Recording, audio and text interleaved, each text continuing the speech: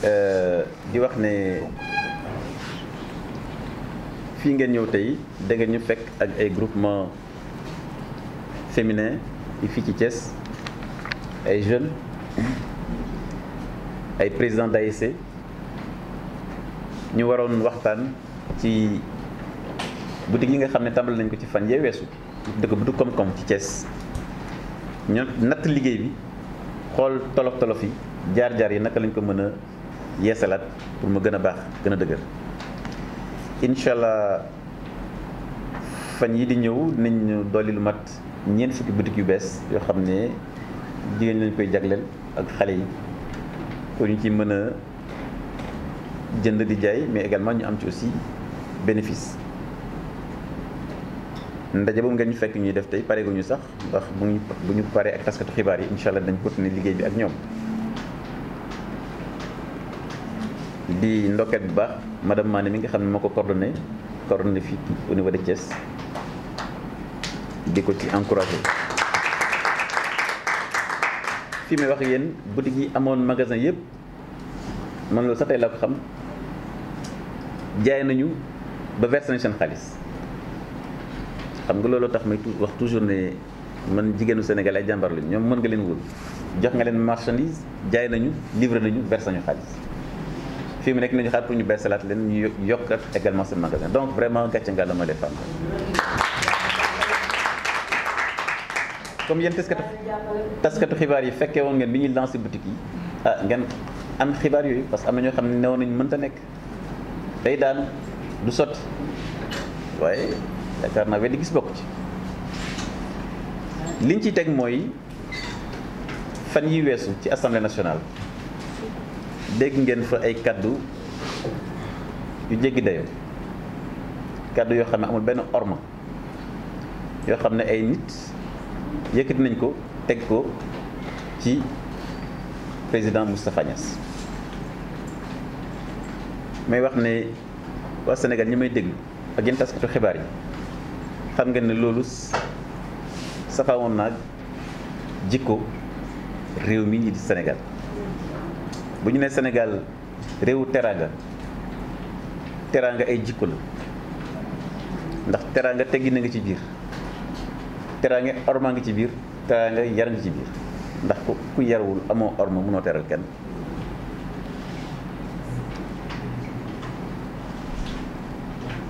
institution bi tudd assemblée nationale nag te mu ñaareelu institution ci réew mi gannaaw njiitu réew mi président de la république ci kàddu yooyu tilimal nañ ko te li ci gën a yéeme mooy ñu yëkkati kàddu yooyu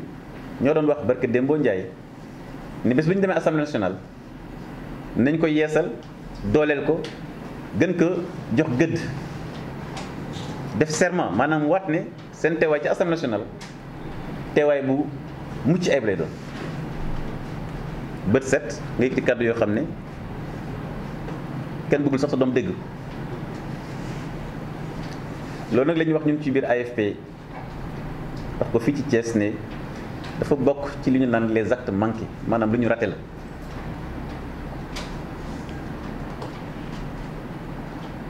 li ñu raté la parce que bu ñu jàppee ne kàddu gu ñagas mba kàddu gu ñàkk teggin dañu yëkkati ñun tànk ñuy taxaw ngir ànd ak askanu Sénégal xeex ak moom pour lépp luy ndóol ñu jële ko ci réew mi comme lii ñu def fii Thiès ànd ak jigéen ñi def développement ba koo xam ne démb amul woon capacité ñu indil ko formation bu muy produire di jaay sànq la ma madame Mané wax madame Faye am na commande fële ci hôpital régional ci eau de javel bi muy defar te ci formation yi la jóge ñu formé la nga defar eau de javel ba léegi yow yaay fournir hôpital régional bu Thiès mais loolu mooy création de richesse ku jàpp ne ñun sa kàddu gu ñaaw dinañu jëlee ci tànk yu ñu nekk yaa ngi nax sa bopp. moo tax sànq ma fàttali ci nasaraan daa am benn borom xam-xam bu ne nit bu jaaxle ba amatul benn argument li koy dese rek mooy wax ju ñaaw te Sénégal dañuy faral wax ne wax ju ñaaw dëkkul fa mu jëm fa mu jógee foofu la yaroo foofu la nampé ñuy wax ne it ñun AFP ñi ñu ànd ak Moustapha Niasse bootu ci ginnaawam dañu wax ne réewu Sénégal bu ñu ko bëggee defar d'abord jikko yi il faut ñu bàyyi ci xel te boo nekkee njiit ci politique di wax xale di la déglu di wax jigéen di la déglu di wax borom ko di la déglu war nga sàmm bu baax a baax say kàddu ndax xale bu xamul bu gisee leader politique di wax naka su dul noonu mën na jàpp ne waxin noonu la kon booy def politique dafa am charte yoo xam ne da nga ko war a chartante sa diggante sa bopp ak sa argumentaire. li may daaneel rek mooy AFP bi nga xam ne président Moustapha Niasse moo ko jiite dama ne sànq l'AFP s'est forgé les moyens de son combat politique ku nekk xam na ne combat politique bu taxawee ah ñoo jiitu kon benn ñebel ci cin mu ñu jaaxal waaye suñu interlocuteur maanaam ñi ñuy waxal ñun waa AFP mooy waa Sénégal looloo waral ñu wax tous les militants ñu mobiliser wu pour que suñu ay institution ñu ormal leen ndax boo xoolee réew yi wër Sénégal fi ñu tàmbalee ba am jafe-jafe yi ñu am mooy dañu toogoon ba sofantal seen ay institution ndax alkaati bi nekk ci circulation bi def régulation de la circulation li tax borom oto yi koy jege si di déglu li muy def c'est parce que institution la représenté ñëpp dañu respecté institution boobu docteur bii di la faj la waral mu ne la sumeekul mu opéré la nga nangu c'est parce que institution bi da nga ko respecté kon institution moom mooy yor réew adversaire politique nag combat politique bu jotee jongante day am waaye nañ ko teg ci argument politique loo xam ne ku ko jàpp dina avancer réew mi ndax opposition mooy dooleel ki yor pouvoir ki nekk pouvoir tey démb nekkoon na opposition ki nekk opposition tey ëllëg mën na nekk pouvoir waaye fexeel nag ba kàddu yi nga doon sànni démb bés boo nekkee ci responsabilité bu ko rëccu ndax am na nu doon wax boo demee ci dëkku kaw yi bi ñu nekkee opposition diggante 74 ak 2000 dañu wax villageois yi bu leen fay impôt ndax su leen ko fayee ñii fi nekk dañ koy lekk waaye ñoom bi ñu ñëwee responsabilité mënut ñu am impôt ndax fu ñu dem ñu ne du yéen ñu waxoon bu ñu fay impôt léegi nag yéen mën leen ñëw nag di ñu ko fayeeku moo tax booy def politique del sóorale ëllëg sóorale loo xam ne ñëwagul loolu doon kaddu yi mooy kaddu dal ci biir alliance des forces de progrès kaddu éducation kaddu valeur ancrée dans la société sénégalaise parce que Sénégal loolu lañu gëm réewu ñu gëm yàlla fi nekk réewu éducation la réewu bu ñu respecté sur le plan diplomatique la réewu histoire la au niveau du Sénégal et de l'Afrique donc réew moomu nag ay valeurs ñoo ko tënk ndax politique ce sont des valeurs c'est un idéal loolu laa ne woon nañ ko wax su ci kanamee donc Badara Samb mi nga xam ne mooy responsable de la commune ouest moo ñu dalal ak Tidiane mi nga xam ne mooy sunu porte-parole nañ gën a faram-fàcce li ñu fi jot a wax leen gërëm leen sant asalaamaaleykum wa rahmatullah la région de Thiès et donc il était important donc de les écouter et naturellement de prendre ensemble avec eux des mesures d'amélioration de ce concept. Nous vous remercions donc d'être venus et naturellement, parce que vous savez tous que l'actualité politique également du pays est relativement agitée par moment, il est important peut-être de donner notre avis sur un certain nombre de choses. Voilà donc, chers amis, les éléments introductifs que je voulais porter à votre attention. Tout à l'heure, le responsable de la commune de Thiès-Ouest, notre camarade Badara Samb, et notre porte-parole Tidiane Ba vous feront l'économie du texte qui a été conçu pour répondre à la problématique politique. Mais je pense que vous avez tous été choqués, et là je m'adresse aux citoyens sénégalais, choqués et outrés par les propos qui sont aux antipodes de nos valeurs et de notre tradition, qui ont été tenus récemment par des députés à l'Assemblée nationale. Vous conviendrez avec moi que de telles attitudes sont aux antipodes de nos valeurs et traditions de notre pays. Le Sénégal ne s'appelle pas pour rien le pays de la Teranga. Teranga est un concept, c'est un ensemble de valeurs qui structure bien une pensée, une philosophie, une manière d'être, une manière de se comporter. Devant des personnes plus âgées que vous, devant des personnes plus expérimentées que vous, mais également devant des personnes et des personnalités qui incarnent une institution comme la deuxième institution du pays qui est l'Assemblée nationale. L'institution que représente l'Assemblée nationale du Sénégal a été durant cette occasion chahutée par ceux-là même qui avaient fait le serment de faire de cette législature une législature performante, distincte, disait-il, de la précédente qui était émaillée d'invectives et d'injures. Donc quand on fait le serment de faire de cette législature une législature performante, apaisée,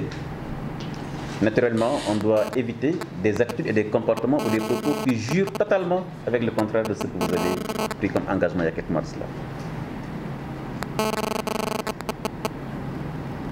Chers camarades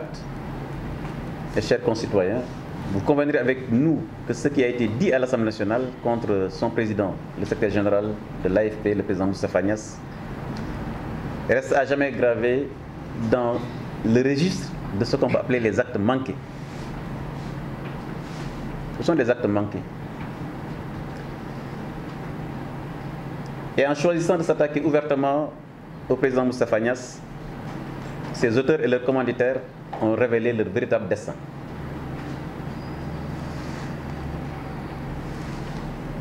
Tout d'abord, leur dessein, c'est de casser la dynamique unitaire qui structure la coalition Benno Bokk Yakaar et structure les relations entre le président Moustapha Niasse et le chef de l'État. Mais en faisant des attaques personnelles. Je suis avec des professeurs de latin et de français dans la salle. Des attaques ad personam. Nous ne pouvons pas ne pas citer un philosophe allemand que tout le monde connaît qui s'appelle Schopenhauer, qui qualifiait les attaques personnelles comme l'ultime stratagème d'un adversaire perdu. Et il disait, ce philosophe, et c'est des propos aussi que nos sages africains ont déjà théorisés, j'ouvre les guillemets pour respecter la paternité vraiment de ces propos. Il disait que si l'on s'aperçoit que l'adversaire est supérieur et que l'on ne va pas gagner, il faut tenir alors des propos désobligeants, blessants et grossiers.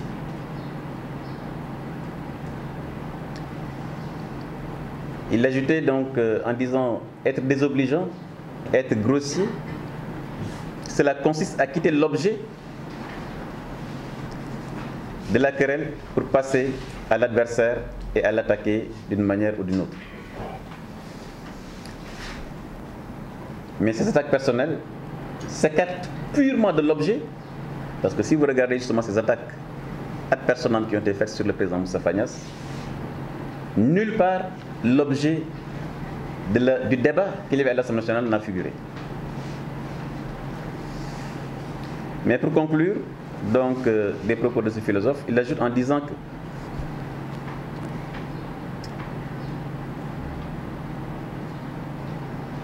ces attaques désobligeantes, grossières, insolentes, utilisent les facultés de l'animalité de l'homme en laissant tomber les facultés de l'esprit. Et il posait une bonne question en disant, dans ces cas-là,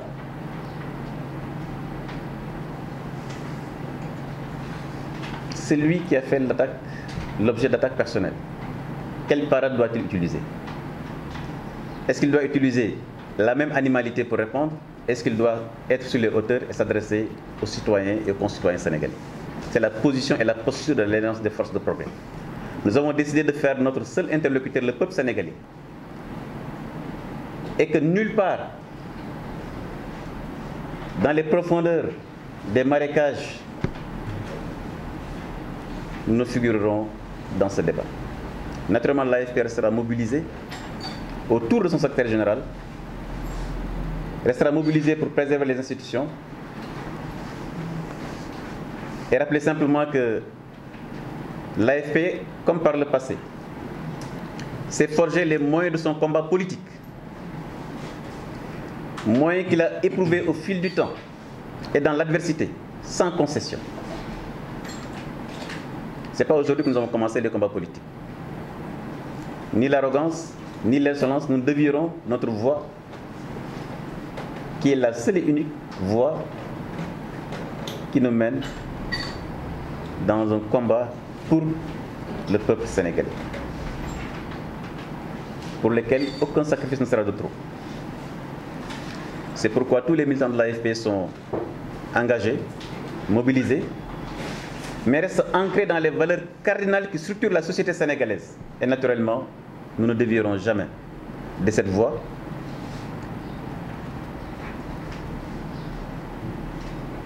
qui fait la spécificité de notre pays. Et je conclurai en disant que dans les pays où les institutions sont désacralisées, le jour où les institutions dans un pays sont désacralisées, il n'y a plus d'État, il n'y a plus de sécurité pour personne, il n'y a plus d'institutions. Il suffit de regarder ce qui se passe autour du Sénégal pour se dire encore une fois de plus, le combat politique, l'adversaire politique, oui. Utilisons des arguments pour combattre l'adversaire, oui. Mais faisons en sorte que les concitoyens, la jeunesse de ce pays, n'aient pas une perception désastreuse de la classe politique sénégalaise. Et cette perception désastreuse, c'est la perception d'hommes politiques livrés à des philippiques, à des attaques personnelles où l'argument n'existe pas. Voilà, chers amis, les quelques éléments que je voulais partager avec vous. Naturellement,